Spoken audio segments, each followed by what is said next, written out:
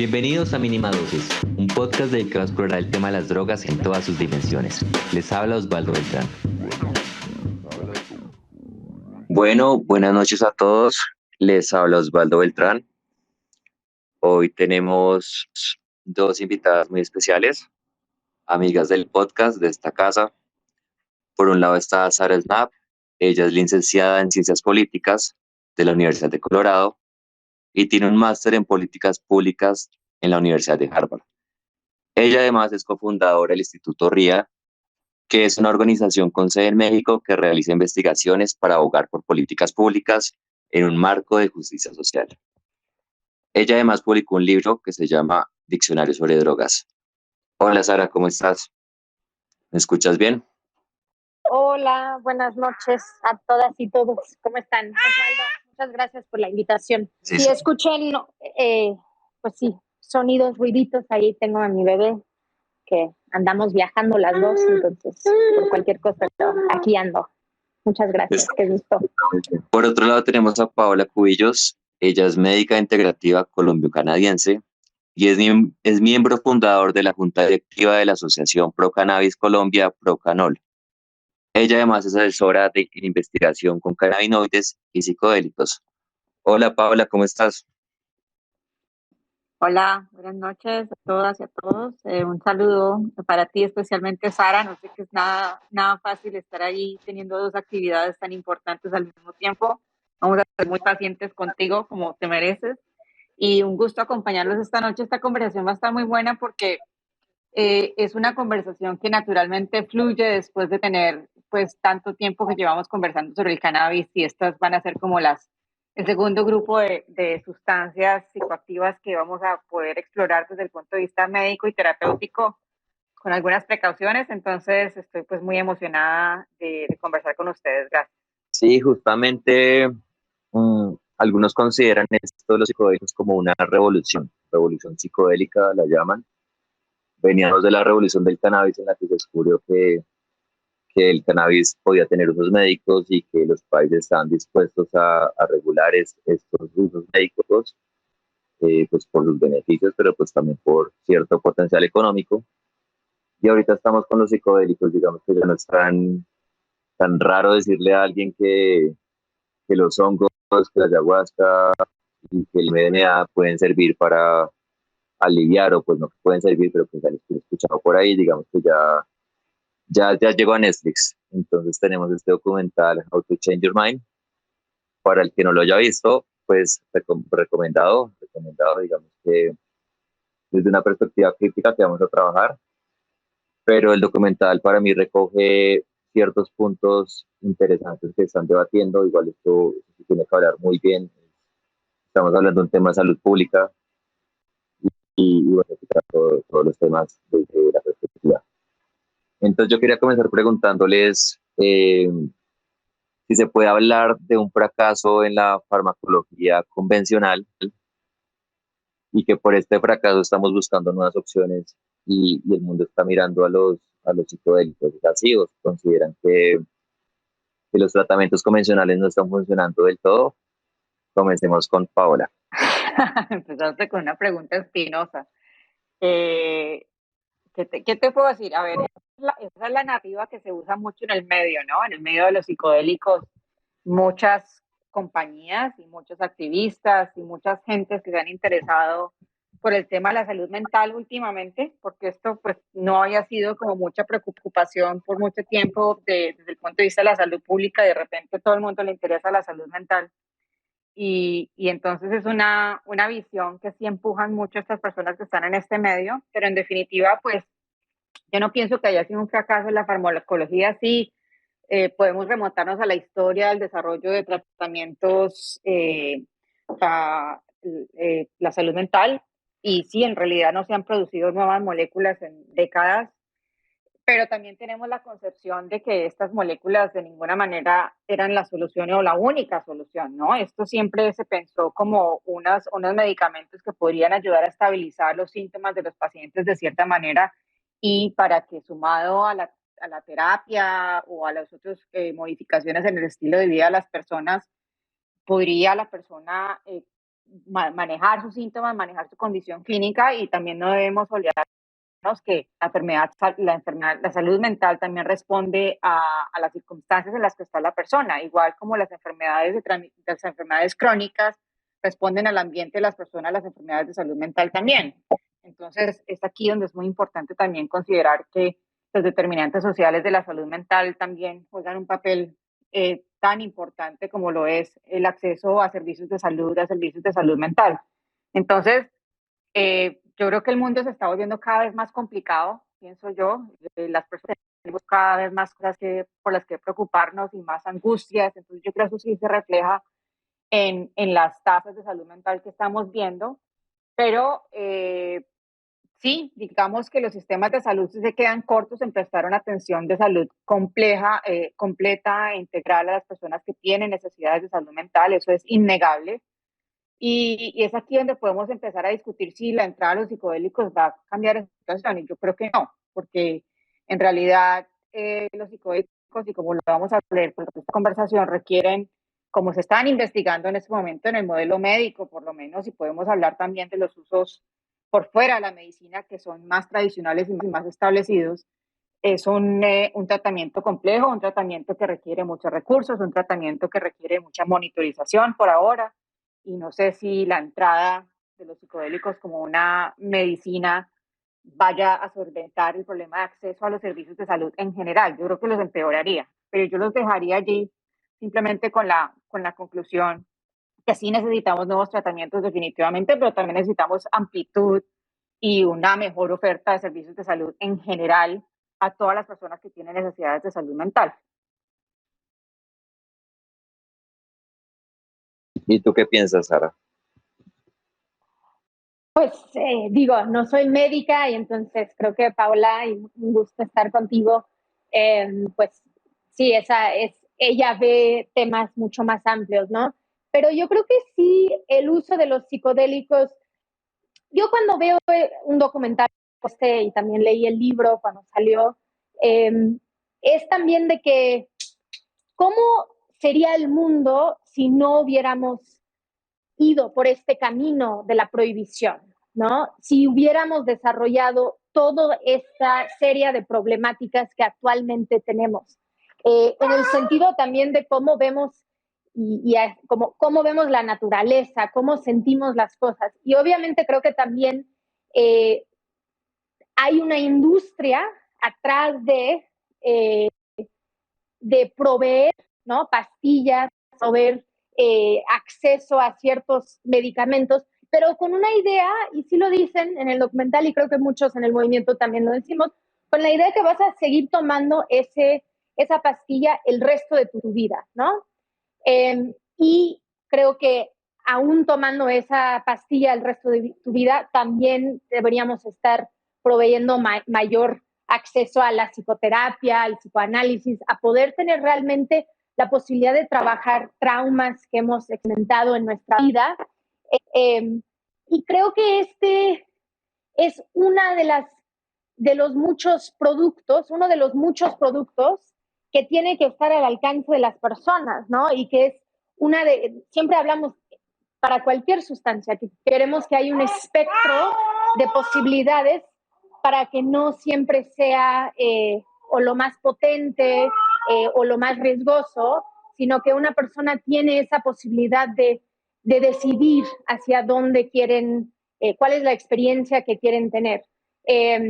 Y pues yo, siendo una persona que tal vez no consumo muchas sustancias que prescritas, ¿no? Por decirlo así, creo que también esto da otra visión, ¿no? Y las personas, y para los que han visto o han leído el libro, pues obviamente los testimonios en estos espacios o los que han visto los estudios que están saliendo, pues los resultados sí son impresionantes. Y creo que si hubiera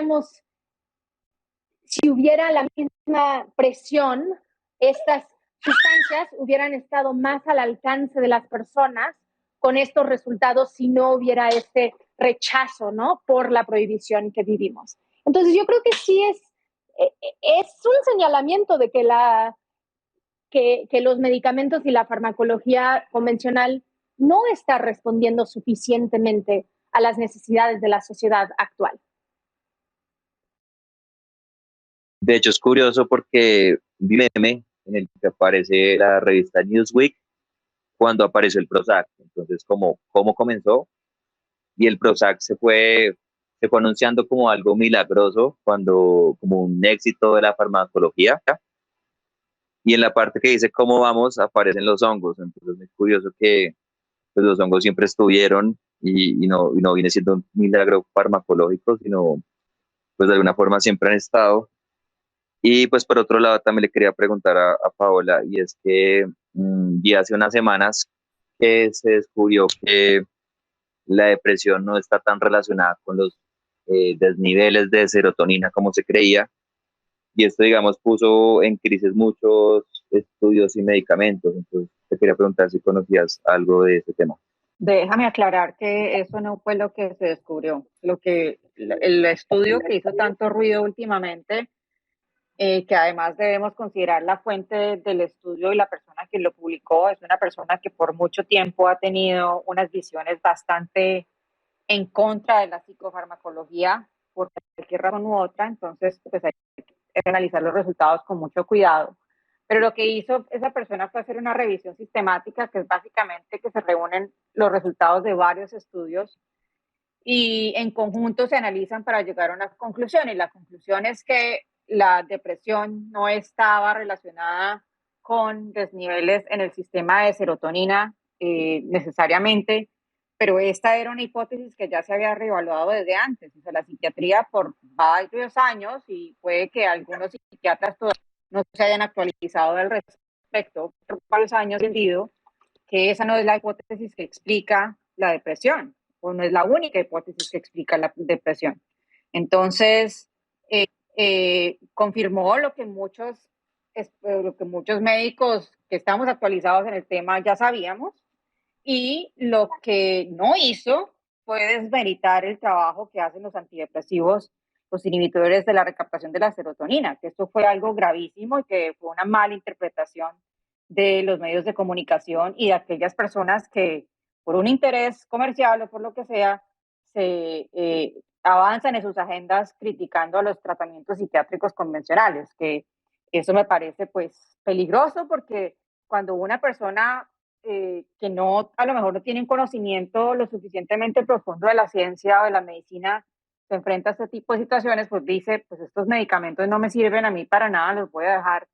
Y el destete de estos medicamentos, funcionen o no, tienen que ser muy progresivo y muy gradual, y siempre con acompañamiento médico por un lado, y por otro lado, van y se buscan otros tratamientos que no están validados, que no están necesariamente eh, con un soporte científico lo suficientemente robusto, y a lo mejor profesionales que no tienen la idoneidad para tratar una condición de salud mental. Entonces, sí, se desvirtuó mediante este estudio la hipótesis del descontrol de la serotonina en el cerebro como una hipótesis única que explica la depresión, pero no se está desvirtuando el trabajo de los antidepresivos. No son medicamentos maravillosos de ninguna manera, y por eso es que se están buscando otras alternativas, pero sí tienen un papel muy importante para aquellas personas que cursan con un nivel de severidad de su enfermedad depresiva moderada a severa. Y esto no se debe desmeritar. Y nuevamente, esto no es el único tratamiento. El tratamiento para la enfermedad de salud mental no es solamente el fármaco, lo llamemos psilocibina o lo llamemos Prozac o lo llamemos cualquier otro medicamento psicofármaco. El tratamiento es eso en conjunto con la psicoterapia, que eso es algo que se nos olvida en realidad, y ponemos mucha énfasis en el psicofármaco, y eso no es lo único, pero nuevamente, como pocas personas tienen acceso a psicoterapia, no les cubre el sistema, es aquí donde se quedan cortos. Entonces, sí, esto sirvió para hacer mucho ruido, para crear mucha confusión en realidad, pero yo creo que es importante, los que nos están escuchando, que se lleven esa impresión un poco más clara de lo que en realidad fue que encontró el estudio y lo que no encontró. Y lo que no encontró es porque no lo estaba analizando, era el valor de los psicofármacos en el tratamiento de la enfermedad de salud mental. Tremendo, la verdad, que ese estudio sí resonó en todos lados. Bueno, para los que nos han visto el documental, hay Hay 4 episodios, uno sobre LSD, el otro sobre MDMA, éxtasis, también se conoce, el siguiente sobre psilocibina y el último sobre mescalina, que es la molécula del peyote o el San Pedro en Perú. Y el autor, Michael Pollan es una persona que es reconocida por escribir libros sobre alimentos. Y él dice que él, a pesar de sus años hippies, nunca se interesó por el LSD ni por nada de esto. Digamos, siempre lo vio, siempre fue de los blancos conservadores, como dice él. Y al descubrir las propiedades médicas y los nuevos estudios se interesó y se apasionó y terminó sacando 2 libros y bueno, y ahora un documental. Para comenzar, quería preguntarle a Sara y a Paola, ¿cómo les pareció el documental? ¿Qué les gustó? ¿Qué les preocupa? Vamos con Sara. Pues sí, digo, a mí me gustó mucho, en el sentido de que pues es una plataforma que va a llegar a muchas más personas, está basada en evidencia, ¿no? Es importante notar que este documental está basado en su libro Cómo cambiar tu mente, pero también saca la parte de mescalina de otro libro que él escribió que se llama Esto es tu mente con plantas, ¿no? Donde en ese libro hablaba de la cafeína también y del opio. Entonces, me gusta que pues hay mayor conocimiento sobre estos temas. Creo que pues la producción es muy buena, pues, tienen mucha lana para poder hacer ese tipo de cosas, pero mis críticas son, sí, es una visión desde una persona que fue medio prohibicionista, está apenas, ¿no?, arrancando un poco su viaje, por decirlo, en estos temas. Obviamente las voces principales son hombres blancos de Estados Unidos. También pues el protagonista pues se queda ahí con ellos, ¿no? Y también tengo la crítica de que si incluyeron mescalina, creo que hubiera sido muy interesante, que es de su otro libro, también incluir cafeína como una sustancia legal que la mayoría del mundo consume de alguna forma, en té o café, y cómo eso afecta a nuestro cerebro. También para poder resaltar que, que todas las personas que consumen cafeína, y él lo describe muy bien en su libro, en ese capítulo, somos adictos, somos dependientes. Nuestro cerebro cada mañana que dice, uy, yo sí quiero ese café, es porque tu cerebro está teniendo síndrome de abstinencia de no haber consumido cafeína. Entonces yo creo que de haber incluido una sustancia tan normalizada, eso hubiera ayudado a ponerlo al lado de otras sustancias que han vivido con mucho estigma y mucho tabú y poder normalizarlo un poco.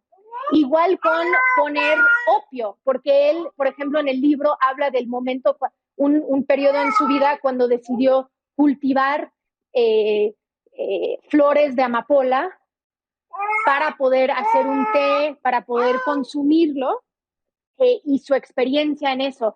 Y también yo creo que eso hubiera sido un gran episodio para poder hablar de la crisis que está sucediendo en Estados Unidos, Canadá y en otros lugares por sobredosis, no de heroína, de fentanilo o de sustancias adulteradas, ¿no? Sustituidas en el mercado ilegal. Entonces yo creo que tenían una gran oportunidad de ir más allá, ¿no? De no quedarnos en el excepcionalismo de los psicodélicos, que es algo que vemos mucho de los que trabajan en este medio de psicodélicos, ¿no? Se quedan en eso. O también la comunidad canábica se queda en eso. Y yo creo que es muy importante que, aunque no consumas esas o tal vez sí, que podemos tener conversaciones, debates, diálogos sobre esas sustancias y como activistas podemos abogar por distintas políticas públicas hacia esas sustancias, las consumimos o no. Entonces creo que perdieron esa oportunidad de ampliar el debate y el conocimiento de un público en general, ¿no? De entender cómo la cafeína está afectando tu cerebro cada día y que en realidad ha sido una sobrevivencia por la planta, ¿no? Por la planta del café, en poder insertarse en la vida cotidiana de tantas personas alrededor del mundo. ¿Cómo te parece a ti, Paula?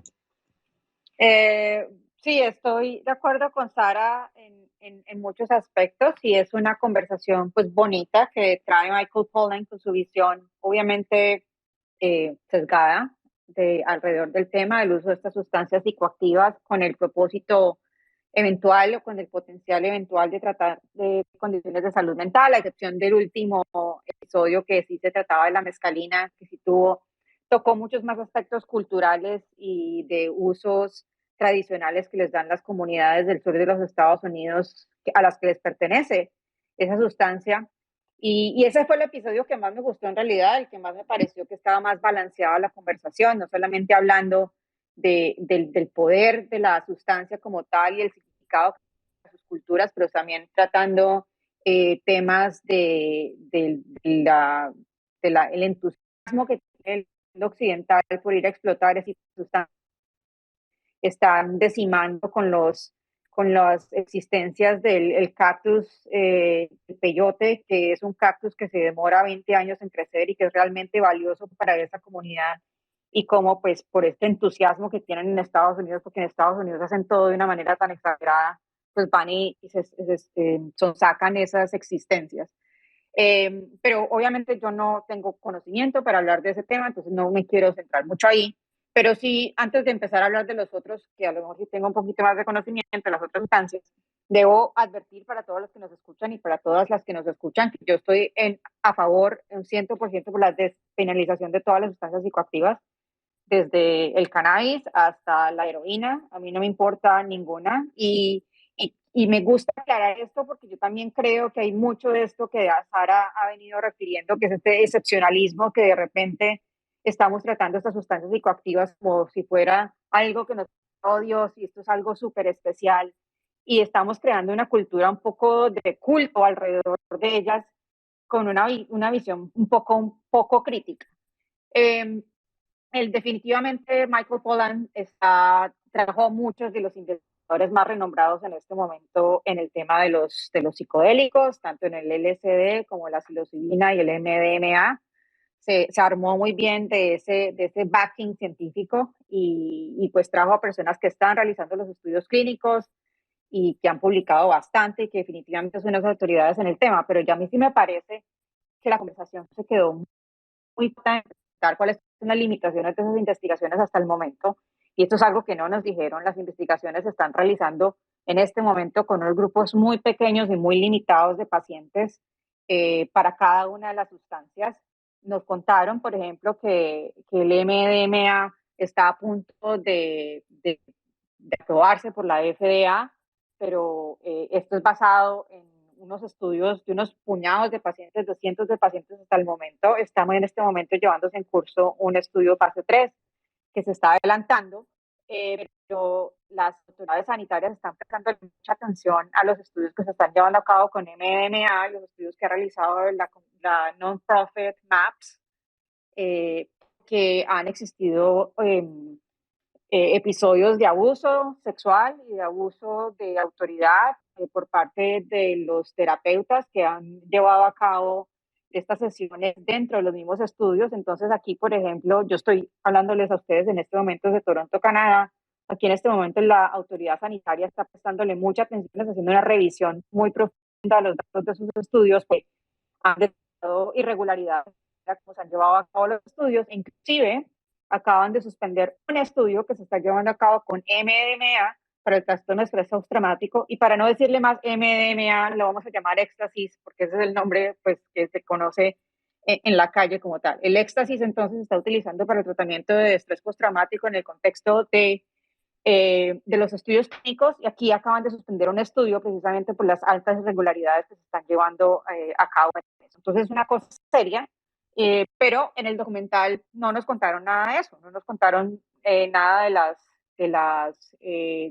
no solamente de los abusos sexuales que han ocurrido en los estudios clínicos, sino también en una historia de abusos sexuales en realidad que existe en el contexto de los psicodélicos. Esto es algo innegable y me parece pues muy bueno que tú hayas traído a dos mujeres a hablar de este tema porque esta conversación en general, como bien lo refirió Sara, son de hombres blancos los que están saliendo a hablar de estos temas y el tema del abuso sexual es algo que no habla habitualmente y que ni siquiera permea las conversaciones académicas, como que no les importa mucho y no es un tema pues muy taquillero y cuando uno sale a hablar de estas cosas pues raya con la gente que está queriendo escuchar ese tipo de cosas. Entonces, esto está creando una conciencia un poco mayor, diría yo, alrededor de estos temas, porque estas sustancias pues te incapacitan, definitivamente crean una situación de disociación o en el caso del MDMA, por ejemplo, están creando sensación de quererte acercar más a los seres humanos, de sentir más amor, de sentir una capacidad de compaginarte más con el otro. Esto se puede prestar para situaciones de abuso y ya lo hemos visto. Entonces, eso por un lado, creo que el documental se quedó muy corto en tratar ese tipo de situaciones. La historia del LSD es bastante oscura y no se las voy a relatar en este momento con mucho detalle, pero sí Michael Pollan se refirió muy brevemente a la historia de MK Ultra y cómo la CIA en algún momento trató de utilizar el LSD para hacer un verdad, para los, revelaran sus secretos y ya en culturas, no, en varias culturas, no, grupos en Estados Unidos hizo con fines bastante éticos y con fines de hacer, sin irnos más lejos, Charles Mason utilizó el LSD para controlar estas sustancias. Y no es que les metieron, sino que esa es una el LSD que no nos contó el descubrimiento, Albert Hoffman y el de la bicicleta, todo tan bonito y tan chévere, pero hay una historia oscura de uso por estos grupos con fines de manipular y es que estas sustancias nuevamente se prestan para ese tipo de situaciones. Eh, se hablan de mucha certeza en todas las sustancias de las que se hablaron y la verdad es que la investigación es muy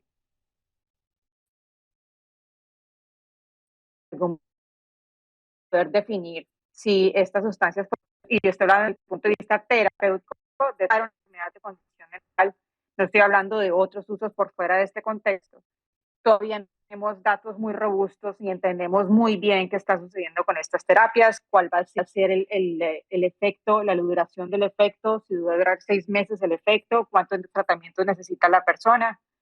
Y por el otro lado, tampoco tenemos certeza con respecto al tipo de terapia o de psicoterapia que va a acompañar cada una de las sustancias. Entonces yo creo que yo lo dejaría ahí. Es nuevamente un documental bonito y las historias que están contando las personas pues son absolutamente conmovedoras. Eso no hay manera de caracterizarlo de otra forma, pero sí hay que tener mucho cuidado con la manera porque se presentó de una manera más positiva en lo que en realidad debería ser. Y pues cuando estamos hablando de condiciones de salud mental y personas que a lo mejor ya han pasado por varios tratamientos que a lo mejor no han sido lo suficientemente exitosos, están sufriendo, pues ven esto y dicen, esta es la solución que yo necesito. Y eso es lo que está ocurriendo. Las personas en el medio están empezando a recibir más y más solicitudes de tratamientos y cuando no los encuentran se pueden ir a contextos ilegales en los que no se puede controlar en qué situaciones se están proporcionando estos tratamientos ni cuál sea la ética que están siguiendo los profesionales que los están acompañando. Bueno, aquí tocamos varios temas importantes. Pues yo quería decir que el proyecto de MK Ultra quedó en total impunidad. O sea, se invirtieron millones de dólares para buscar un arma de control mental que sirviera para interrogatorios porque los estadounidenses creyeron que los chinos y los rusos ya la tenían y se torturó mucha gente y eso quedó como ahí como una anécdota. Y también se usó éxtasis incluso y mescalina. Y bueno, me gustó mucho lo que dijo Sara de estos como white psychedelics, como hombres blancos que ven desde ahí pues la situación. De pronto en el documental hablan un poco de María Sabina, que para mí es una científica, es una persona que experimentó y logró como encontrar beneficios de una manera muy ritual. Y les quería preguntar, ¿consideran que existen conflictos entre los usos ancestrales y médicos, ¿qué tensión puede haber ahí? Porque pues nosotros estamos hablando del terapeuta de sillón y de pronto el chamán de la selva también, pues, también es parecido, es lo que es el primer terapeuta de sillón. Entonces, ¿cómo viene aquí la reciprocidad cultural y cómo incluir a estos saberes ancestrales en estos nuevos avances científicos? Vamos con Sara. Sí, creo que esa es la pregunta clave, ¿no? Y solo quiero primero nada más como hacer hincapié en lo que decía Paola, en el sentido de que estoy de acuerdo que obviamente necesitamos más estudios, ¿no? Necesitamos que gobiernos fondean estos estudios, porque sí es importante resaltar que los estudios que existen hasta ahora pues han tenido esos limitantes justo porque no ha habido un interés por parte de gobiernos en avanzar en estas investigaciones. Y para mí, cuando veo los resultados, y lo decía el policía, ¿no? De que en 50% de los casos de estrés postraumático que ellos habían estado trabajando con MDMA, pues 6 meses después todavía tenían efectos positivos, ¿no? Ya no sentían esos mismos detonadores, ¿no? Que sentían antes. Entonces sí creo que como a nivel de que sí tiene un impacto, pues sí tiene un impacto en la vida de esas personas. Y también reconozco totalmente lo que ella estaba diciendo sobre esto, cómo en estos espacios se puede aprovechar, ¿no? De los pacientes, de las y los pacientes. Y esto lo sabemos en todos estos espacios, tanto ceremoniales como medicalizados, donde estas dinámicas de poder pueden llevar a que sí, se pueden aprovechar y hay abuso. Y esto lo sabemos y lo sabemos desde la iglesia Santo Daime y los chamanes con el ayahuasca. En todos los círculos conocemos estos casos y es algo que creo que es preocupante y tenemos que asegurar que eso no se puede seguir replicando y más cuando estamos utilizando estas sustancias que justo nos abren, ¿no? Que crean empatía, que crean esta conexión que mencionaba. Ahora, ¿hay un conflicto? Pues obvio, hay fricción. Se habla en el documental sobre esto.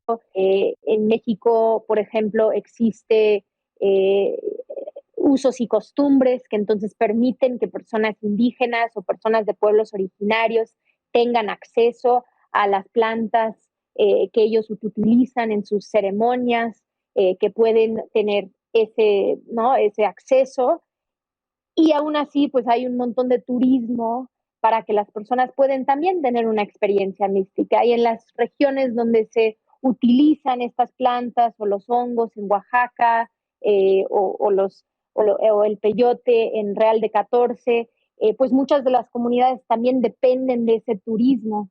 Entonces yo creo que hay una necesidad y obviamente lo que están haciendo desde la iglesia de Native American Iglesia en Estados Unidos, de comprar hectáreas donde pueden conservar el peyote, ¿no? Y eso también está sucediendo en México y yo he escuchado una cosa es, tú podrías cultivar tu peyote, ¿no? Tú puedes tener peyote en tu casa, tú podrías tener un cactus de San Pedro, no es necesario que bueno, otras personas obviamente les gusta ir para que les llama el espíritu de la planta, ¿no? O del cactus o del hongo, que sienten ese llamado, que quieren ir a buscar sus honguitos. Ahora, los hongos, pues creo que son más prolíferos, ¿no? Ellos andan, salen, ahorita estamos justo en el mes de agosto, que en México se conoce como el hongosto, porque llueve mucho, entonces vemos pues muchos más hongos en distintas regiones.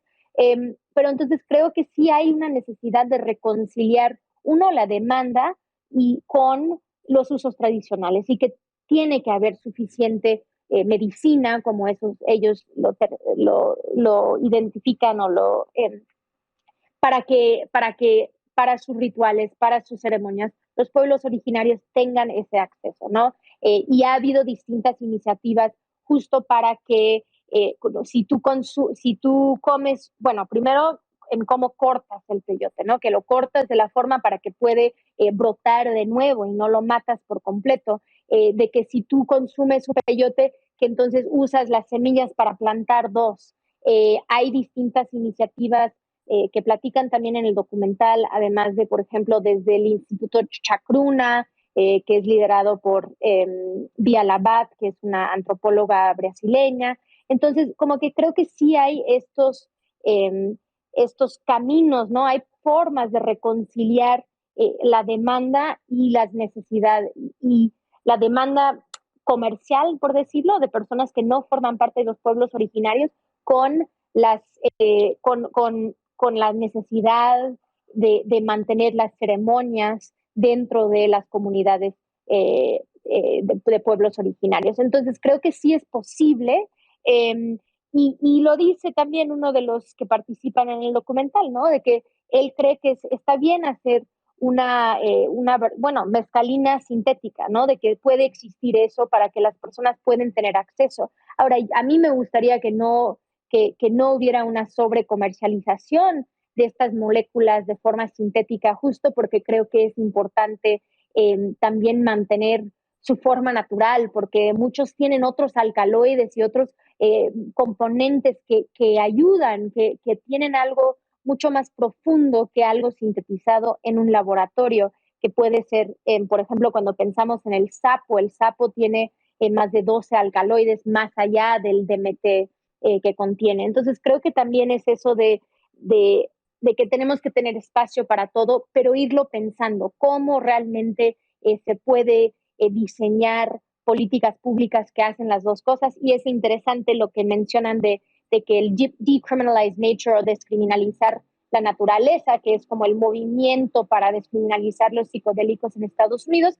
que yo tengo mis distintas como temas con ellos, porque cuántas personas están en la cárcel por hongos en Estados Unidos, pues casi nadie, pero si realmente quieres tener un impacto en la vida de las personas, pues tendríamos que estar descriminalizando el crack, la cocaína, la heroína, etcétera, para que realmente podría ser algo reparativo para comunidades que han sido impactadas por la prohibición. Y un tema que seguro lo vamos a tocar, pero creo que nada más lo voy a poner en la mesa, Osvaldo, para que tal vez en la siguiente ronda la podamos ver. ¿Qué tal para las personas que no tienen ni un uso médico o terapéutico, ni tampoco un uso religioso o de forma indígena o ritual, ceremonial, sino los que simplemente buscan el placer? Y tal vez de ahí también sacan, ¿no?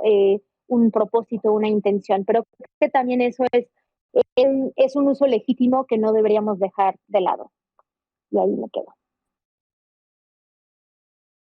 Vamos con Paola. Es una pregunta muy difícil de responder y yo creo que tuvimos un debate en Colombia recientemente con la idea de la ciencia hegemónica y los otros tipos de conocimientos que a lo mejor pueden ir en contra en algún momento, pero yo creo que en términos generales pues debemos reconocer desde el punto de vista del occidental que el uso ancestral de, por ejemplo, de los hongos y de la ayahuasca está allí desde hace mucho tiempo. Entonces, estas sustancias se han usado en estos contextos culturales indígenas, tradicionales, ceremoniales por diferentes propósitos y definitivamente tienen una gran validez para esas personas. El problema, pienso yo, y yo lo pienso desde el punto de vista puramente biomédico, desde el punto de vista de la seguridad, es qué pasa con personas que acuden a esos sistemas sin necesariamente tener una relación de larga data con las plantas medicinales que se utilizan en esos contextos, a buscar una cura rápida, por ejemplo, para situaciones de salud mental, que ya lo hemos visto. Entonces tendrá la misma efectividad, será igualmente seguro, se dará algún tipo de tamizaje o de screening para escoger una persona que a lo mejor haya dejado sus medicamentos, que puedan interactuar con las sustancias en suficiente tiempo para que no se presente una situación de riesgo. Y este tipo de cosas suceden en algunos entornos y no suceden en otros entornos. Entonces ahí es donde la persona que está buscando estos servicios por fuera de los contextos que conoce debe saber poder hacer pues una muy buena diferenciación de cuáles son estos centros en los que se está prestando una atención lo suficientemente profesional y competente que se pueda apersonar de los riesgos que es que se van a presentar. Pero yo creo que también hay mucho que hemos perdido en el contexto de la individualización o la medicalización de estas sustancias, también a perder el sentido de la comunidad que generalmente está rodeando el uso ceremonial de estas sustancias. Y de cierta manera, al hacer esto, una relación tan individual del paciente con su terapeuta o de sus dos terapeutas que lo están cuidando en algunos casos de los estudios clínicos, a lo mejor se pierde mucho también del valor terapéutico que tiene tener una comunidad alrededor tuyo que te está apoyando en este tipo de experiencias tan intensas como pueden ser una experiencia con una sustancia psicodélica. Entonces, inclusive en algunos círculos académicos se está hablando en este momento de volver de cierta manera a esas raíces de usos indígenas y ancestrales para tratar de mitigar los riesgos que existen de los abusos de poder y los abusos sexuales y otro tipo de abusos que puedan existir en estos contextos donde la persona está tan vulnerable, como recuperar mucho de ese sentido y ese espíritu que había inicialmente con la utilización de estas sustancias antes. Entonces yo creo que hay mucho que podemos aprender, pero con respecto a la reciprocidad que sí debe existir, definitivamente lo que hemos visto es que pues, estas fuerzas comerciales han sonsacado muchas de estas prácticas, inclusive hay compañías que están desarrollando patentes para moléculas similares a la psilocibina e inclusive patentes para el modelo, cómo se está administrando estas sustancias, o sea, cómo vas a poner las sillas, qué tipo de color de habitación vas a escoger, cuál es la música que vas a escoger. Y muchas de esas prácticas pues se han de cierta manera adoptado la manera de hacer la ceremonia o el rito para la persona, se han adoptado también de estos contextos culturales e indígenas. Entonces, poco a poco nos vamos llevando esa información y la vamos adaptando a nuestros entornos occidentales y pues no le estamos devolviendo nada a esas comunidades. Eso lo vimos en el documental también, de la manera como trataron a María Sabina y cómo María Sabina fue después al final rechazada por su propia comunidad por haber traído a este montón de hombres blancos que estaban solamente interesados en sacar el hongo y en traer una cantidad de gente que no estaba bienvenida en su entorno. Entonces, estos aspectos culturales y religiosos e indígenas hay que tratarlos con mucho cuidado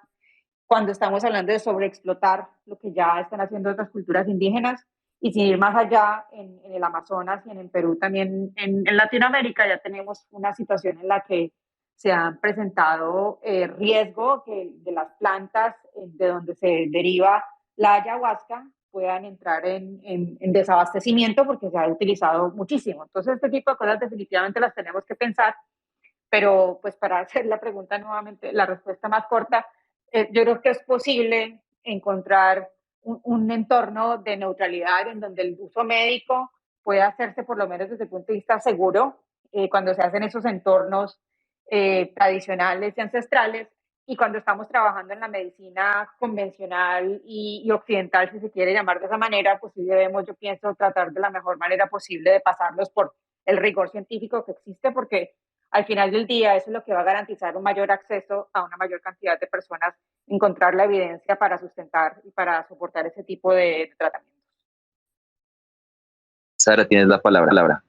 Y quería preguntarle a Paula, a la doctora, ¿cuál sería el riesgo de, por ejemplo, psilocibina, que es una de las que, según encuestas, ¿no?, sobre las personas que usan drogas, es casi el 0.02% que tienen, digo, un viaje difícil es una cosa, pero un riesgo a la salud, ¿cuál sería eso para una persona?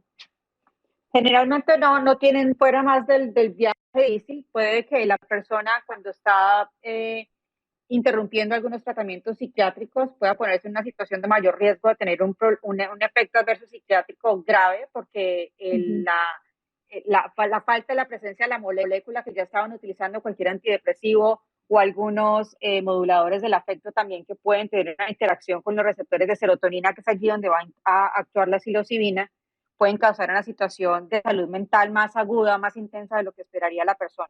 También se pueden presentar algunos efectos cardiovasculares, pero estos generalmente no son peligrosos y no representan un mayor riesgo para la salud de la persona. Pero con el entonces, ayahuasca, ¿sí? sí, digo, por eso decía hongos, porque siento que hay unos que son más fuertes. Pero entonces, sería más, el riesgo es más para personas que están interrumpiendo o dejando algo, un tratamiento que ya ha sido prescrito.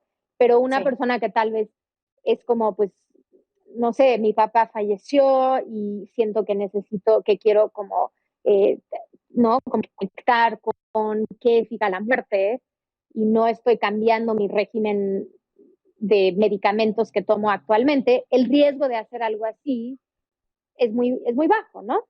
El riesgo desde el punto de vista médico sí es muy bajo, Sí. pero sí tenemos que, o sea, quiero decir, digo, la físico. reintegración que puedo hacer después, Sí, sí, sí. tal vez es importante encontrar eso, ¿no? Como que buscar esa posibilidad. Y en este medio también, pues ya se ha reconocido que mucha de la experiencia psicodélica que va a tener la persona está muy relacionada no solamente con el externo en el que esté la persona, es un ambiente cómodo, un ambiente en donde esté confiando en la persona con la que la va a acompañar. Por eso es que en la terapia se hace una sesión preparatoria para generar ese tipo de relación y de confianza con el terapeuta o con los terapeutas que lo están acompañando, pero también se habla del estado mental que tú estés trayendo a la experiencia, ¿no? Entonces, a lo mejor lo que se conoce en inglés como set and setting. Entonces, tú estás trayendo una situación de salud mental o de angustia que a lo mejor está muy inestable, la sustancia podría exacerbar mucha de esa inestabilidad y darte un bad trip, lo que se conoce pues en inglés, una situación bastante incómoda y bastante intensa. Pero, y por eso dije un viaje difícil, porque también dicen no hay mal viajes, sino que son viajes difíciles, ¿no? Eso sí lo podemos discutir, pero yo creo que sí hay viajes que ocasionan psicosis, por ejemplo. Eso sí se ha documentado. Hay personas que experimentan psicosis. Pero eso tendríamos que decir que es muy poco probable que eso va a suceder en una persona que no tiene ese background de haber tenido. Es poco probable, pero sí se ha documentado y también se ha documentado, por ejemplo, personas que perpetúan o que continúan con trastornos de alucinaciones persistentes, o sea, que se quedan ahí como medio, que no interpretan con sus 5 sentidos la realidad como es, sino que tienen alguito de alucinaciones después del tiempo. Obviamente esto sucede en personas, por ejemplo, jóvenes que empiezan a usar, y sobre todo LSD, que es una sustancia que permanece en los receptores de serotonina mucho más tiempo y por un periodo más prolongado. Pero sí hay documentados ese tipo de efectos adversos que estamos empezando a ver precisamente porque la gente empieza a hablar más de estas cosas y con mayor apertura, y esto es algo también a lo que hay que ponerle algo de atención. Sí, justamente yo estaba pensando desde la seguridad. Digamos que yo tengo una perspectiva muy de que el uso ritual en su momento fue ciencia y yo entiendo que a las personas les puede funcionar, pero me preocupaba como en situaciones como la ayahuasca, que contienen otras sustancias, además del DMT, que es la molécula que produce el viaje, y estas sustancias, digamos, no son comestibles, son tóxicas, entonces en un ritual pues, digamos, se puede llegar a niveles de toxicidad y puede, digamos, no ser lo correcto. Y desde la ciencia, digamos que el DMT pues no está solo en la cactuna, sino está en muchas otras plantas y se puede sintetizar y conozco gente que está investigando con el DMT sintetizado, que se fuma y digamos que no tiene sus tóxicos y es un viaje mucho más corto, es un viaje como de 10 minutos. Entonces como que le hice esta aplicación médica y me parece, digamos, más seguro, pero es una perspectiva que no es del todo acertada porque ya que Paola hablaba de los abusos que ocurren en rituales, también se están presentando en los estudios que están haciendo organizaciones como MAPS, que es la organización que está más avanzada con el estudio del éxtasis, que está incluso con un medicamento en fase 2 para tratar el estrés postraumático. Entonces, le quería preguntar primero a Paola por, por cuáles son las fallas en los protocolos de entidades como MAPS, que se podría, digamos, tener en cuenta.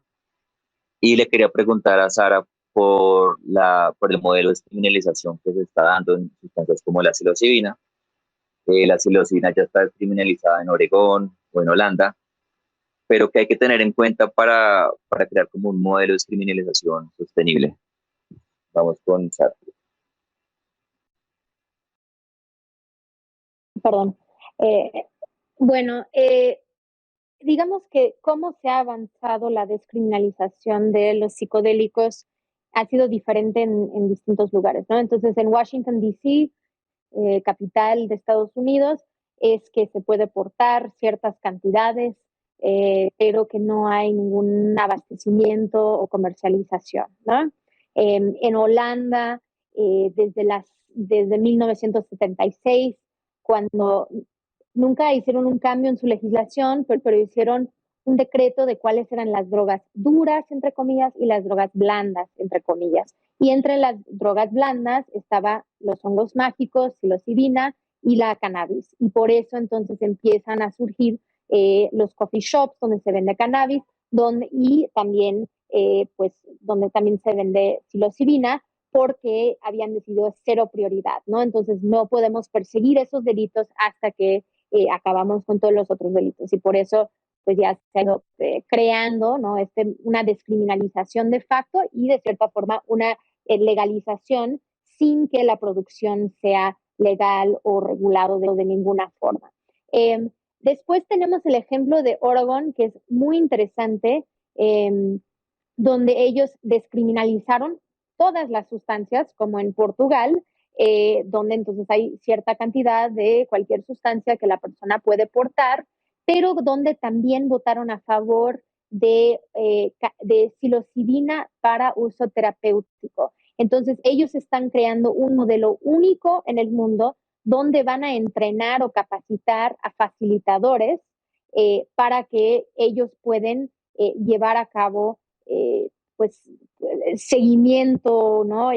Acompañamiento del uso de psilocibina en espacios terapéuticos. Entonces, como dice Paula, esto puede tener sus riesgos, justo porque pues, van a ser personas que van a capacitarse para poder participar en esto. Están abriendo a solo, creo que son 2 o 3 tipos de psilocibina, de hongos de psilocibina, y ellos lo van a abastecer. Entonces, esto va a ser pues la única jurisdicción en el mundo que está de cierta forma comercializando, pero dentro de un modelo médico, la psilocibina. Después, pues tenemos estas organizaciones que ya se han mencionado, que están avanzando en los estudios clínicos, y después un montón de empresas que están, desde mi punto de vista, especulando sobre cómo va a ser este renacimiento psicodélico en el mundo, y que para mí crea mayor preocupación de cómo se puede distorsionar los usos y pues la posibilidad, ¿no? De tener acceso, de poder patentar moléculas, que me parece que no debería ser algo bueno, creo que es una discusión más amplia, ¿no? De cómo se puede o no. Entonces, eso es lo que está sucediendo alrededor del mundo. Después hay, pues, distintos lugares como en México, donde tenemos estos como posibilidades alrededor de los usos y costumbres, que eso es exclusivamente para pueblos originarios.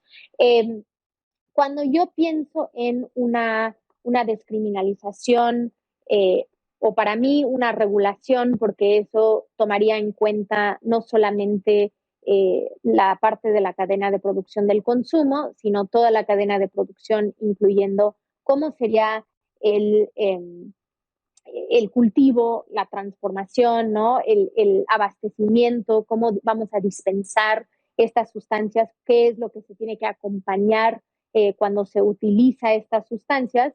Y yo creo que cuando vamos avanzando en esta materia, va a ser crucial e importantísimo tener las voces de todos los actores involucrados, incluyendo obviamente los pueblos originarios que están vinculados o que están relacionados con estas plantas o sustancias o hongos o cactus. Creo que sí pondría el peyote como ahí, como un lugar separado, porque tiene esa posibilidad de extinción que es muy preocupante. Para las otras para los otros psicodélicos y más los que se pueden sintetizar en un laboratorio o MDMA, que en realidad MDMA no lo pondríamos dentro de la canasta de psicodélicos, sino que es un estimulante que crea empatía y sentidos de amor y conexión. Yo visualizo, imagino un futuro donde podríamos tener un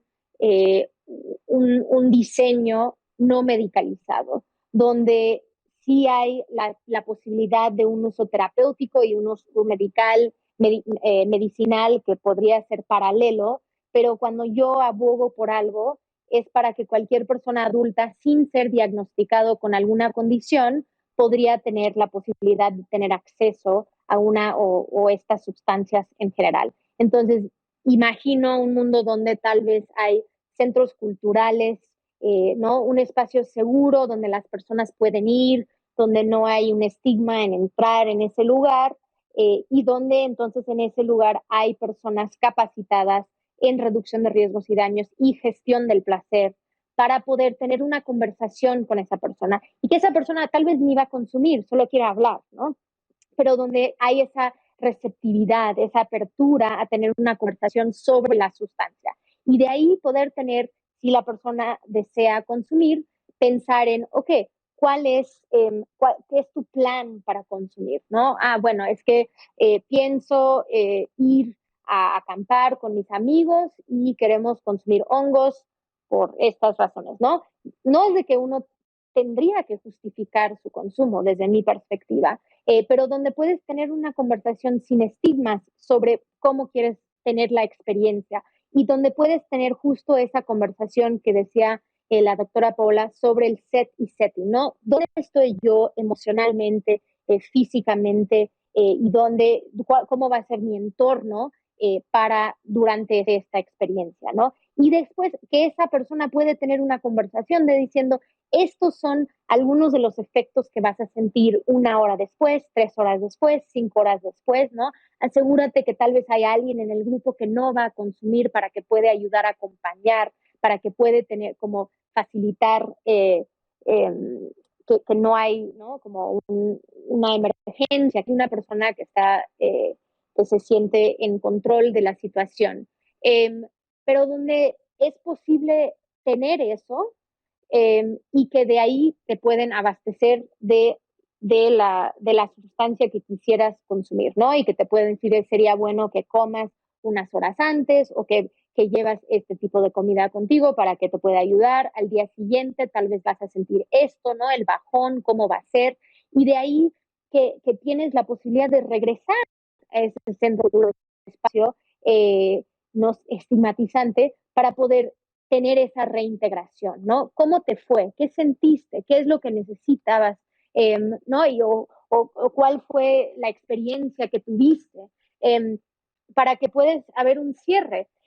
Y yo lo veo como parte de la educación sobre sustancias que tanto necesitamos en nuestros países, que no es solamente basado en el miedo, sino entender que también nosotros somos personas autónomas, somos personas que pueden tomar una decisión. En México, pues tenemos este derecho al libre desarrollo de la personalidad y que el consumo de sustancias puede formar parte de eso. Yo creo que eso es parte de crear redes de apoyo y contención alrededor del consumo, ¿no? Y hablaban de eso mucho en el último capítulo del documental, de que lo haces en comunidad, que siempre hay como un líder, ellos dicen como un anciano que está ahí guiando. Yo no creo que necesito todos esos, pero sí me gusta la idea de una contención y me gusta que tú puedes tener esas conversaciones previas al consumo y creo que el Estado tiene que abrirse a que eso sería una forma de tener menores riesgos para las personas que deciden consumir sustancias y que además sería un gran esfuerzo de poder hacer educación sobre las sustancias y donde una persona podría ir a preguntar sobre otras sustancias sin temor y que eso fomenta pues un consumo responsable y un mayor conocimiento tanto sobre contigo mismo como un conocimiento sobre las sustancias. Y ahí me quedo porque me extendí, perdón. No, para nada, muy bien. Bueno, Paola. Bueno, la pregunta que tú me hiciste a mí con respecto a los aprendizajes de los protocolos que ha llevado a cabo MAPS, que es el Multidisciplinary Association for Psychedelic Studies, entonces es la Asociación Multidisciplinaria para el Estudio de los Psicodélicos. Esto es una organización que empezó en los años 80 con el fin y el propósito de legalizar las sustancias psicodélicas para el tratamiento de enfermedades de salud mental. Su fundador, Rick Doblin, es una persona que es muy influyente en el medio. Es más o menos el niño estrella, el niño maravilla, que durante muchos años pues, ha logrado, que es una cosa pues bastante difícil, lograr empujar una molécula por la ruta de la aprobación de la FDA, que es bastante rigurosa y bastante exigente y que requiere bastantes millones de dólares para poder llegar a donde ha llegado. Entonces es un hombre con una misión pues de la que no se ha desviado desde ese momento que se propuso esa meta. Ellos en este momento, la molécula que están investigando, como ya lo hablamos, es el éxtasis, el MDMA, y pareció, no sé si ustedes se dieron cuenta en el documental, muy gracioso cómo refirió él la manera como se interesó en explorar el MDMA. Dijo, la razón por la que quisimos nosotros meternos en este cuento fue cómo nos hizo sentir, cosa que me parece desde el punto de vista científico un poco raro porque ya de entrada está empezando con unos sesgos a investigar en el tema. Pero bueno, han llegado en este momento los estudios de fase 3, queriendo decir que ya son los últimos estudios en los que ya están reclutando una gran cantidad de pacientes, no solamente aquí en Norteamérica, sino también en Europa, con la intención de mirar ya definitivamente cuál es la eficacia del tratamiento con MDMA para personas con trastorno de estrés postraumático que han fallado otros tratamientos convencionales. Entonces es una condición clínica bastante compleja, el haber fallado otros tratamientos convencionales como la psicoterapia u otro tipo de tratamientos farmacológicos quiere decir que la persona pues no mejoró por esos otros propios medios y a lo mejor tiene una cronicidad y una intensidad de síntomas que es bastante difíciles de manejar. En los estudios preliminares, en los estudios fase 2, habían tenido unos resultados, según ellos, maravillosos. Estos resultados fueron reportados en la revista Nature, pero últimamente pues ha habido mucho más escrutinio con respecto a sus resultados y hay bastantes dudas con respecto a la metodología, porque los estudios, como son estudios multicéntricos, queriendo decir que se han llevado a cabo en varios sitios alrededor de Norteamérica, aparentemente no se utilizaron las mismas modelos de terapia, los tratamientos no fueron necesariamente estandarizados en todos los sitios donde se llevó a cabo el estudio, entonces por lo tanto eso genera una mayor heterogeneidad, una mayor variabilidad en los datos, cosa que disminuye un poco la confiabilidad que podemos tener los mismos. Pero de todas maneras lograron avanzar a su fase 3 y en la fase 3 pues ya llegan alrededor de 700 pacientes reclutados y según esta persona, Rick Doblin, les está yendo muy bien al punto de pensar que dos terceras partes de las personas que tienen síndrome de estrés postraumático que han sido tratados con la molécula activa versus placebo están teniendo una desaparición de sus síntomas a los 6 meses, que es donde se termina el periodo de seguimiento del estudio. Como ya le referí, pues de una manera muy breve antes, en este estudio, en la fase 2, una paciente canadiense en British Columbia fue abusada sexualmente y desafortunadamente, a pesar de que ella hizo la denuncia, y esto es una cosa gravísima que suceda en un entorno de un estudio de investigación, esto no debe pasar por ninguna manera, pero de todas maneras pasó. Ella hizo su denuncia y nunca se le paró suficiente atención a su tema y la organización MAPS nunca se preocupó por investigar, por estar revisando las grabaciones de la sesión y las grabaciones de la sesión pues últimamente salieron en los medios de comunicación y fueron bastante crudas y bastante horribles, espeluznantes lo que se evidenció allí de los dos terapeutas que además eran una pareja de esposa y esposo, donde la estaban agarrando, la estaban abrazando, se estaban acostando en la cama con ella, cosas horribles. Pero pues horribles pasan en los contextos de psicoterapia, no comúnmente, pero sí suceden, pero este tiene el agravante que no solamente la mujer estaba bajo la influencia de una sustancia que supuestamente era que la estaba utilizando con fines terapéuticos, sino que también ella tenía una historia de trauma por abuso sexual, y esto pues encima de lo revictimizan con este abuso sexual que se le está cometiendo en el entorno del estudio clínico, y encima de todo pues la organización MAPS no respondió de la manera que había respondido, y no se le dio la suficiente seriedad al tema. Entonces, esto por un lado, pues eso llama mucho en cuestión, y esa es la razón por la que el ente regulador canadiense está revisando ahora con mucha lupa qué es lo que ha sucedido con los otros pacientes que han tomado el MDMA en contexto de estudios clínicos aquí en este país, revisando a ver qué está pasando con esos pacientes. Eso por un lado, y por el otro lado, aunque esto no se reportó necesariamente en las publicaciones que hemos visto de los estudios clínicos, hay pacientes también que han recibido MDMA en los estudios de MAPS que han reportado aumentos de pensamiento suicida.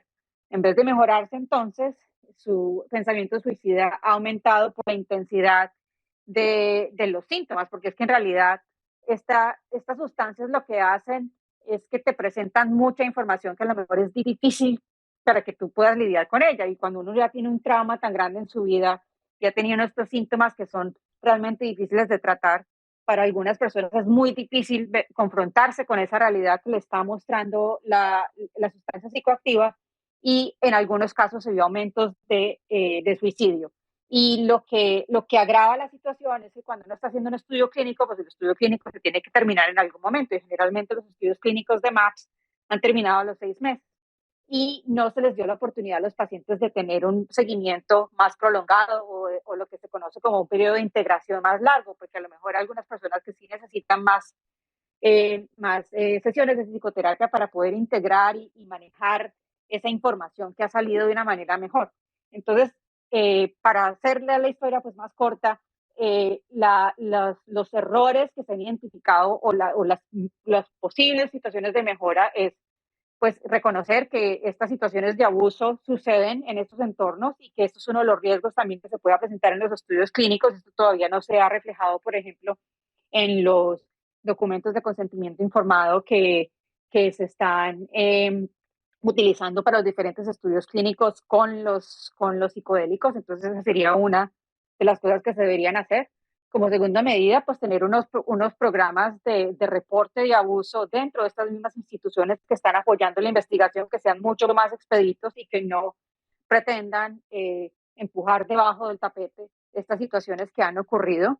Y en tercer lugar, pues tratar de ofrecer unos periodos de seguimiento más largos para que estos pacientes se sientan acompañados de verdad por un periodo lo suficientemente adecuado para que después puedan reincorporarse a la vida. Y eso es lo que estaba hablando Sara precisamente, de tener estos contenedores para que la gente pueda, de cierta manera, entender qué es lo que ha sucedido en esa experiencia psicodélica, y si tienen algún problema de salud mental, que puedan entonces ser referidos a las personas expertas y que puedan ayudarles a tratar esa situación, a ayudarlos a interpretar qué es lo que ha sucedido allí, porque es que en realidad sí puede salir mucha información que uno ha tenido a lo mejor escondida por décadas, y de repente se le está saliendo allí, y uno tiene que poder contar con la ayuda profesional para poder entonces manejar esa situación de la mejor manera posible y construir de ahí en adelante para un mejor bienestar. El cuento con MAPS es bastante largo, no se los quiero, y yo no es que tenga nada en contra de esta organización, pero es la organización estrella en este momento, y la organización que tiene todos los ojos encima, y por lo tanto todo el escrutinio. Y si ellos hacen las cosas pues no tan bien, ¿qué podemos esperar del resto que se están haciendo cosas con fines comerciales y francamente for profit? Que esto es algo preocupante, porque por ejemplo con la conversación con los psicodélicos y la falta de acceso a salud mental, y que todos tenemos situación de salud mental en Norteamérica, en este momento han pululado las clínicas de ketamina. Eso es otra sustancia que no es un psicodélico, es un anestésico, pero que genera algo de disociación y que tiene unos efectos antidepresivos muy rápidos, pero ha llegado al punto de ponerse esto tan de moda que hasta los están ordenando ketamina por vía correo, le llega uno a la casa, uno se toma la ketamina y la monitorización de la ketamina está haciendo por una llamada por Zoom. O sea, ese tipo de cosas que en realidad ya se está saliendo como de toda proporción cuando las personas pueden tener un efecto adverso bastante severo utilizando ketamina si no se usa con un paciente bien escogido y en el contexto, pues, creo que debería ser con una monitorización médica adecuada. Disculpa, te pregunto un poco por la ketamina. Yo escuché que lo más efectivo era para personas justamente que, pues, que se iban a suicidar, digamos que eso los disuadía como nada en el mundo. ¿Ese es como el uso que se está estudiando o pues bueno, se imagino que hay muchos usos? En este momento la ketamina intravenosa solamente está aprobada en el contexto anestésico. No hay, no hay ninguna indicación desde el punto de vista de salud mental. Sí, tiene un efecto antidepresivo bastante rápido y en este momento también en los Estados Unidos, y creo que también ya va a llegar a Colombia, la esketamina, que es un spray nasal de una molécula pues casi parecida a la ketamina, sino que le pusieron un cambiecito pequeñito para poder entonces administrarse por la vía intranasal y tener un efecto antidepresivo bastante rápido. Aquí la situación complicada es como, claro, la clínica de ketamina, la persona tiene que ir a la clínica, ponerse la cosa intravenosa o cuando se le dan oral, se tiene que sentar allí 4 horas, entonces una pérdida de tiempo, eso cuesta mucha plata para la clínica que está administrando esto. Entonces han recurrido a administrar esto de manera electrónica, que pues ahí se pierde mucho lo que debería suceder en realidad con un tratamiento para salud mental que es bastante serio y que puede tener complicaciones. Y es algo que era legal por mucho tiempo y después se consumía mucho, por ejemplo, en los 90s dentro de la cultura rave y ahora pues ya se ha permitido para estas clínicas en Estados Unidos. Y yo de casualidad, un amigo en Colorado me contó de su experiencia y que él fue por temas de trauma en su niñez, pero él me dijo que en 6 sesiones se siente mejor que en años y años de terapia. Entonces, creo que también tenemos que escuchar a la gente a veces, ¿no? Aunque sé que hay algunos riesgos y tal vez no ha habido suficientes estudios en esta materia hasta ahorita, pero la gente sí experimenta resultados después de haber tenido años de trauma o de depresión o de ansiedad y sí cuenta por algo, ¿no? Sí, justamente lo que he visto es que la evidencia es muy testimonial, pero pues sigue siendo evidencia. En el caso yo estuve como en una terapia de psilocibina con un psiquiatra y me fue bien, digamos. Si alguien me pregunta, yo puedo decir que es muy bien, pero lo que no entendí es la parte, o sea, es terapia asistida, no solamente la sustancia milagrosa, sino que tiene que ir con cierto seguimiento. Y yo creo que si me hubiera comido esos hongos solo, de pronto pues, me hubiera servido igual. Digamos que todavía no entiendo muy bien los protocolos y la visión muy testimonial. A la persona le puede servir el ritual, le puede servir el protocolo y pues digamos, en mi caso no era tan particular, no tenía ningún trastorno. Pero bueno, entonces quería volver al tema de las dosis. O hay una visión optimista que dice que lo interesante de las psilocibinas que son como 1 o 2 sesiones, que en mi caso fue una y ya no volví como a necesitarlo. Y que digamos esto, digamos, es bueno porque no hay como un potencial económico, no es el Prozac que te tienes que tomar cada día, sino pues un par de veces. Entonces les quería preguntar, ¿cómo ven a las farmacéuticas esto? Porque pues para ellas digamos, no sería un negocio o qué tipo de negocio sería para ellas. Vamos con Sara. Ay, pues siento que Paola tal vez tendrá otra visión, no sé, pero pues yo sí veo la, la posibilidad de gestionar tu propia salud mental, hablando de en una población en general, no con personas que tal vez tienen condiciones muy arraigadas, ¿no? Que tal vez están dentro de ese porcentaje del menos de 10% que han tenido trauma que ya es insuperable si no tienen ciertos medicamentos. Pero yo creo que para la población en general, pensemos, la población que ahorita ha vivido una pandemia, el duelo que ha sucedido con eso, la violencia que vivimos en nuestras ciudades y en nuestros países de América Latina, de trabajar, ¿no?, de forma virtual o de lidiar con temas de pobreza. Yo creo que esa posibilidad de autogestionar tu bienestar y tu salud mental, tal vez acompañado, sí, con otras personas, con conversaciones tal vez más profundas con tu pareja, con tu familia, sí es una amenaza a la industria farmacéutica.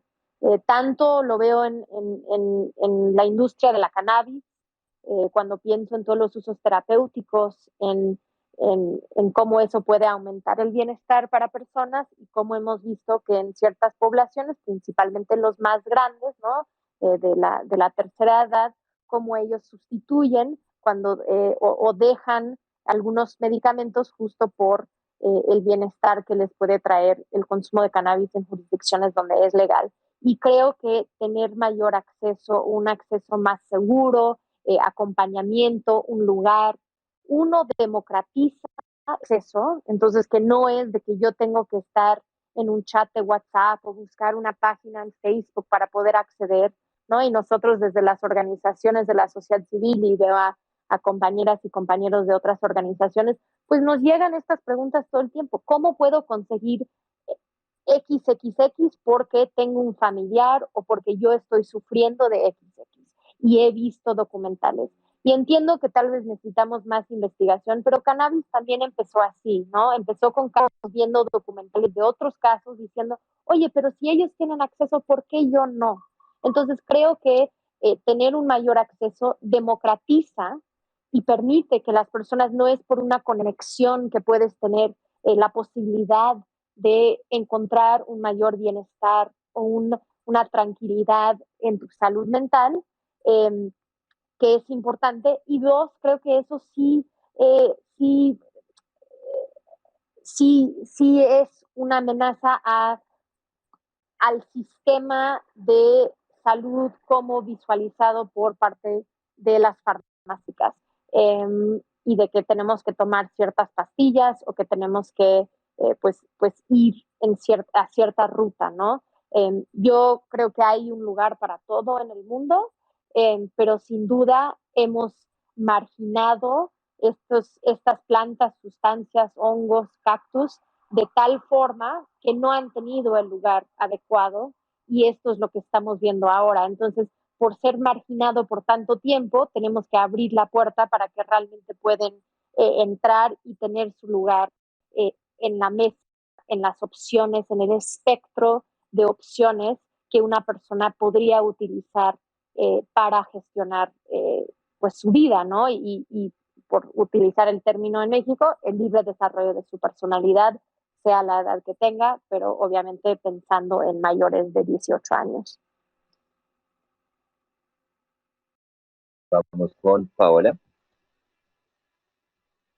Te quería preguntar, Paola. ¿Yo?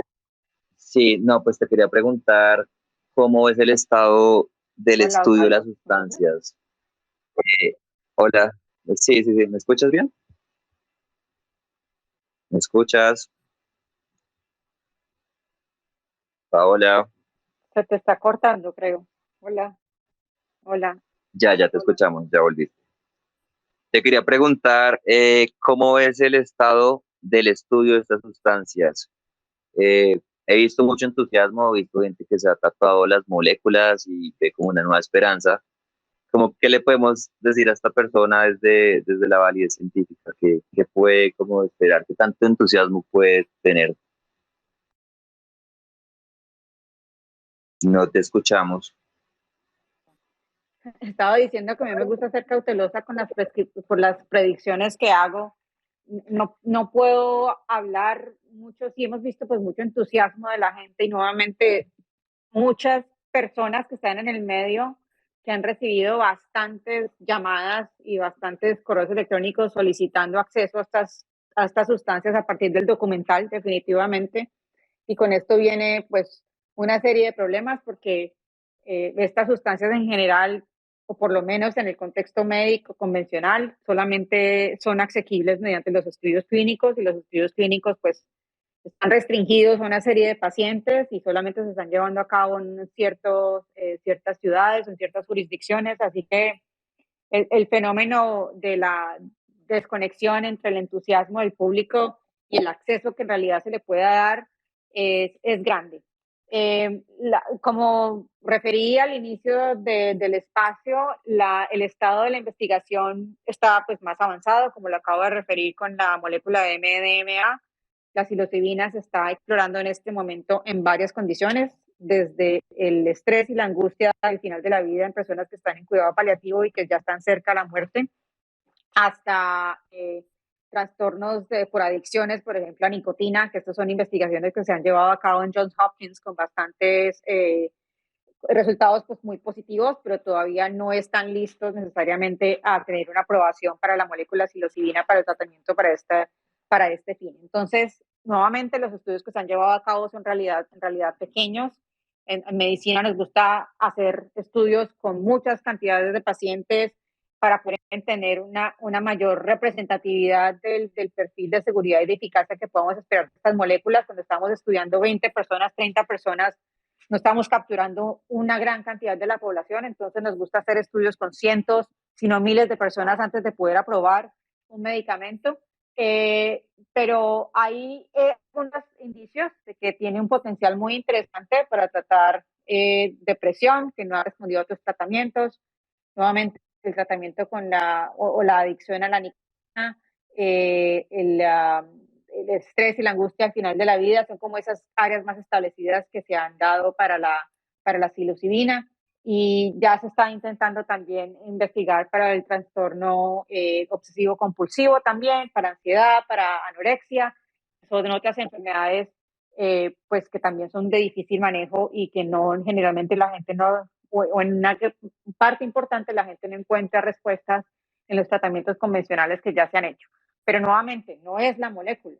La molécula está allí para catalizar un proceso cognitivo y poner cosas a la conciencia de la persona para que con el terapeuta puedan trabajarlos de una manera pues competente y responsable, y poder entonces paulatinamente lograr reencajar muchos de estos pensamientos que a lo mejor están muy rígidos en la psique del ser humano, y que puedan ayudarlos a ver a la vida de una manera distinta y sus problemas de salud mental de una manera distinta. Igual sucede con el MDMA. No creo que se hayan hecho suficientes estudios con ayahuasca como para entender cuáles sean los potenciales clínicos que pueda tener. Y esas son como las moléculas que en ese momento tienen más investigación biomédica detrás de ellos. Pero me gustaría aclarar algo y complementar algo que dijo Sara con respecto a la autogestión de la salud mental. Y ella mencionó muchos aspectos sociales que deben existir para que la población tenga una buena salud mental: tener un trabajo estable, tener un techo estable, tener educación, tener una familia, tener salud. Estas son todas cosas que también impactan la salud mental de las personas. Y cuando estamos hablando de salud mental, no solamente estamos hablando del medicamento. Nuevamente, tenemos que salirnos de ese esquema y de pensar que es el medicamento, es el Prozac o es la ketamina lo que nos va a quitar la depresión. Eso no es.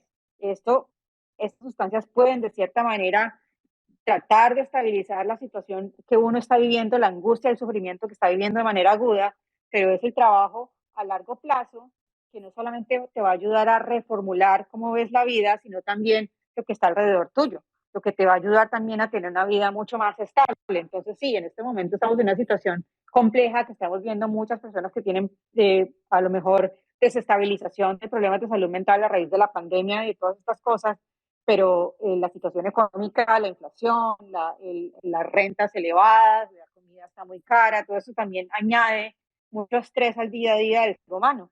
Entonces, pensar que una sola sustancia nos va a salvar no es, creo que, una manera pues muy sabia de ver las cosas. Y esto es algo que a mí me preocupa también mucho de personas que son muy notables en este medio, que de repente están hablando de las sustancias psicodélicas como el gran salvador para todos los problemas de salud mental del mundo, o que de repente nos va a poner en reconexión más con nuestra humanidad, o de repente vamos a acabar con el conflicto entre Israel y Palestina, o se los vamos a dar a las personas en Ucrania para que no estén sufriendo tanto. Estas ideas tan grandiosas que en realidad nos están presentando los líderes de este tema, que son un poco locas, y tú te puedes reír, Osvaldo, pero lo dicen con total convencimiento, que uno se pregunta, esta gente no conoce las raíces de los problemas de salud mental, que en realidad están arraigadas, como dijiste tú, Sara, en la violencia que estamos viviendo todos nosotros los días, en el noticiero, todas las cosas horribles que pasan. Entonces, hay que tener esa conciencia, ¿no? Que ahora sabemos que la salud mental no es solamente ni la teoría de la serotonina, ni ir a pensar que la psilocibina me va a quitar todos nuestros problemas. Es mucho más complejo que eso, y cada vez en los sistemas de salud sí hay un reconocimiento de esa problemática que debe ser tratada de una manera más integral, pero todavía no hemos llegado a realizarla para que todos los ciudadanos tengamos acceso a sistemas de salud mental que sean competentes y empáticos con nuestro sufrimiento. No, de acuerdo, yo creo que a veces el ser humano busca como esta solución final, este soma, y pues la salud mental es mucho más que la bioquímica. Para cerrar, hay una pregunta, Estefanía, le voy a dar la palabra. Hola, hola Sara, ¿cómo estás? Hola Paola, Oli, a todos. En primer lugar, pues yo digamos que tenía un comentario con respecto a algo que dijo Paola y que pues me parece que este es un space interesante para discutir estas cuestiones, y es que pues mencionaste en un momento como que de Dublin, Rick Dublin, como que puede que haya sido mi interpretación, pero yo siento que el hecho de que su experiencia, digamos, como con las sustancias haya motivado, digamos, como una iniciativa investigativa, no la hace por sí mismo sesgada. Yo creo que es como normal que las personas, digamos, como que se interesen en un tema y se interesen en investigar en un tema a partir de su experiencia con las sustancias psicoactivas. Y yo creo a partir de su experiencia de vida. Y yo creo que eso nos ha pasado a muchas de las personas, digamos, que trabajamos un poco el tema de reducción de daños o que hacemos activismo de las sustancias, y es que muchos de nosotros nos hemos interesado en el tema a partir de nuestra experiencia de vida con las mismas sustancias, de una u otra manera. Pero igual no es como para discutir ni nada, sino como era un comentario que tenía por ahí, pero igual yo siento que ha sido una charla muy interesante. Y yo tenía una pregunta para Sara, y era la siguiente, y es que pues claramente los hongos no tienen, digamos, como eh, digamos que el tráfico de hongos, siento yo que no tiene como los mismos impactos sociales, claramente, que lo puede llegar, no sé, a tener el cannabis o la cocaína o la metanfetamina o la heroína, digamos, como en términos sociales, pero pues sí los debe haber, dado que es una sustancia que en buena medida está prohibida o está en un marco ahí de medio prohibición, al menos en Colombia, que está prohibido como los hongos secos, pero no los hongos, digamos, como en su estado natural, bueno, en fin. Yo te quería preguntar, digamos, desde tu perspectiva, digamos, cuáles podrían ser los beneficios o, digamos, como sí, los beneficios sociales y culturales que podría llegar a tener una futura regulación de esta sustancia. Muchas gracias, Estefanía. Qué gusto escucharte. Eh, Muy fan de tu trabajo también, como siempre. Bueno, yo creo que es importante notar que probablemente no hay un tráfico de hongos en el sentido de que la mayoría, porque se pueden cultivar en casa, ¿no? Porque hay personas que los cultivan en sus casas y de ahí los venden, ¿no? Entonces creo que es algo donde no tiene el mismo como lugar de origen como tiene la cocaína o como tiene cannabis. Pero cuando yo pienso en cuáles son, bueno, y lo platiqué un poco, ¿no? De qué creo que podría ser los beneficios de democratizar el acceso, pero también, y es algo que sí lo hablan en el documental, pero creo que hay otras personas que obviamente lo han documentado más, investigadoras e investigadores que han hecho pues estudios profundos sobre esto, de cómo también cambia nuestra perspectiva, no solamente eh, interna hacia nosotros, ¿no? Un propósito que estábamos tomando cuando la persona consume hongos, sino cómo cambiaría nuestra relación con la naturaleza cuando tienes una experiencia mística y tienes esta seguridad o este sentimiento de que todos estamos conectados y que no solamente todos estamos conectados como seres humanos, sino que estás conectado con las plantas, con los árboles, con la tierra, con la naturaleza, ¿no? De que tú tienes esta expansión de que tú eres eso y eso eres tú y eso entonces, y por eso se habla de esto, que es una experiencia mística, es algo que no se puede explicar completamente con los cambios en nuestro cerebro, sino en qué es lo que sentimos, qué es lo que cambia desde nuestra perspectiva y nuestra conciencia, esta elevación de nuestra conciencia y conocimiento de desde todos tus sentidos y además desde que tú, de las cosas que tal vez no puedes sentir, ¿no? Pensemos en elementales y en México se hablan de los chaneques, ¿no? De cosas que en realidad no, tal vez no los podemos explicar en la ciencia, no los podemos, sino que son ideas o conceptos que traemos más de un espacio espiritual o ceremonial. Entonces, cuando nosotros empezamos a cambiar, elevar nuestra conciencia hacia este sentido de que todos estamos conectados, yo creo que eso socialmente y más si tienes el acompañamiento de alguien que tal vez no tiene que ser alguien así del gremio médico, sino alguien que te puede decir, es que como ayudar a que tú puedas interpretar tu propia experiencia. Y cuando tenemos esa experiencia mística, pues cambia tal vez cómo tratamos a la gente a nuestro alrededor, a qué estamos más dispuestos a entrar o no, cómo vamos a tratar al planeta, ¿no? ¿Cuáles son las decisiones que vamos a tomar en nuestra propia vida porque queremos cuidar a lo que tenemos a nuestro alrededor, ¿no? ¿Cómo son los cambios en los hábitos de nuestra vida cotidiana que tal vez tomaríamos? Entonces, yo creo que sí hay un despertar que está conectado con el consumo de algunas de estas sustancias, dependiendo de la persona, del setting de esa persona. De ninguna forma pienso que estas sustancias son la panacea de la problemática social, económica, de los intereses políticos, económicos que existen en nuestras sociedades, eh, pero sí creo que tienen un lugar que tenemos que darle su espacio y entender que eso sí puede formar parte de una conciencia y, y un relevo generacional en cómo estamos tratando el mundo y las decisiones que estamos tomando en nuestro día a día. Entonces, yo cuando hablo y pienso en la reconciliación que vamos a necesitar y requerir en nuestros países como Colombia y México, creo que estas plantas y sustancias van a tener un papel que jugar en eso, además de la justicia, la verdad, la reparación y la no repetición. Pero todo eso tiene que venir desde el amor y eso tal vez es algunos de los impactos que vamos a ver en la vida social si hubiera mayor acceso o si hubiera, pues sí, un acceso posible para mucha gente. Y esto otra vez es una historia, ¿no? Pero una señora que ella no sabía qué hago con mi vida ni que me dedico a esto, era nada más la mamá de un amigo, y me empieza a contar de que ella está emprendiendo este tipo de viaje como el sapo, ¿no?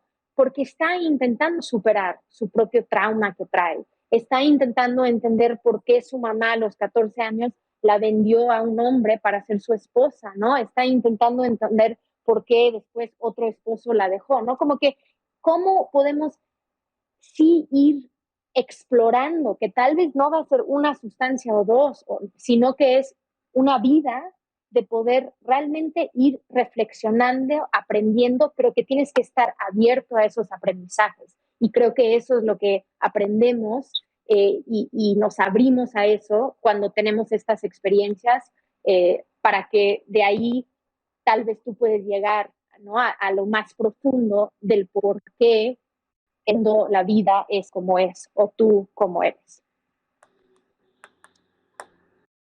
Bueno, se nos fue el tiempo muy rápido. Me encantó mucho tenerlas a las dos aquí. Siento que es un tema que tenemos que seguir explorando. Vamos a ver qué ocurre. Biden dijo que en 2 años iba a legalizar los psicodélicos, eso lo veremos. Y bueno, muchas gracias, Sara. Muchísimas gracias por la invitación. Un gustazo estar aquí contigo, con Paola, con todos los que nos escucharon. Sí, muchísimas gracias. Muchas gracias, Paola. A ti, Osvaldo, muchas gracias por la invitación. Un gustazo escuchar a Sara. Me hubiera gustado poderle responder a Estefanía y complementar Si lo quieres, que puedes yo. hacerlo. Sí, pues hay tiempo. Cuando estamos hablando en investigación, Estefanía, es muy importante que nos mantengamos neutros. Y una de las preocupaciones que está surgiendo desde el punto de vista académico, con el gran cubrimiento de los medios que tiene las terapias con psicodélicos y el potencial que se está presentando como si ya fuera una terapia ya dada por sentado, es que sesgamos la visión con la que están empezando a entrar los pacientes a estos estudios clínicos. Entonces eso también puede contribuir al efecto que ellos pueden estar presentando. Entonces cuando yo hablo de sesgos, obviamente todos nosotros tenemos nuestros sesgos y debemos reconocerlos y estamos interesados en un tema u otro por experiencias personales o por lo que sea, pero en el tema de investigación, en investigación clínica es muy importante que nos mantengamos tan neutros como sea posible para no ir a viciar esas posibles experiencias que vayamos a tener a partir de los pacientes y por lo tanto podamos tener datos de mejor calidad. Es simplemente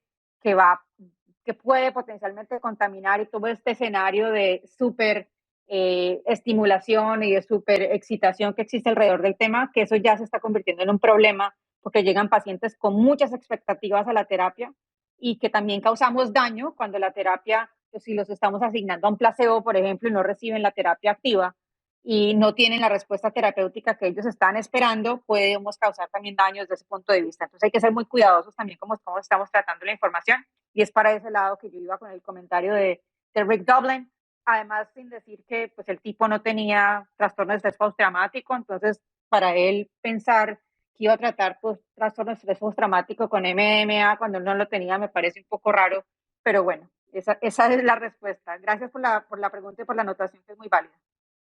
Sí, de hecho yo siempre he tenido esta duda porque yo he visto como estas peleas entre científicos y he visto un argumento que lo utiliza desde el marihuanero de barrio hasta el científico más reconocido y es como la validez del que investiga si usa sustancias. Yo creo que en la ciencia, para saber que no había oxígeno en el espacio, no se tuvo que ir allá y morirse, digamos, no se puede investigar de otras formas, pero la persona que también consume sustancias e investiga, pues tiene su entusiasmo y también me parece válido. Y también para Bueno, la interpretación de los datos, eso uno introduce esos sesgos también a la hora de interpretar los datos, entonces hay que tratarlo pues con la mayor seriedad del caso para poder sacar resultados que sean tan confiables como sea posible. Pero también hay todo un movimiento de que que académicos, que investigadores también pueden hablar de su consumo si son personas usuarias y entender que eso es como decir que el periodismo tiene que ser objetivo, pero sabemos que no es, y es mejor, como dices, reconocer que no es, y tal vez decirlo como cierto conflicto de interés, pero también que eso es lo que ha despertado tu interés en poder promover y entender algo donde ha habido tanta mala ciencia durante los últimos 100 años, porque eso también es algo que tenemos que decir, que no hemos investigado estas sustancias y plantas suficientes porque ha habido unos estudios que han distorsionado los resultados sustancialmente y de esa forma entonces no hemos permitido la investigación. Entonces, creo que la discusión que podríamos hacer otro sobre nada más este punto de cómo está cambiando esto, ¿no? De la importancia de poder hablar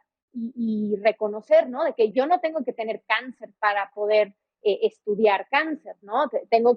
Tal vez tengo un interés porque me falleció de cáncer, pero eso no va a cambiar cómo investigo algo, ¿no?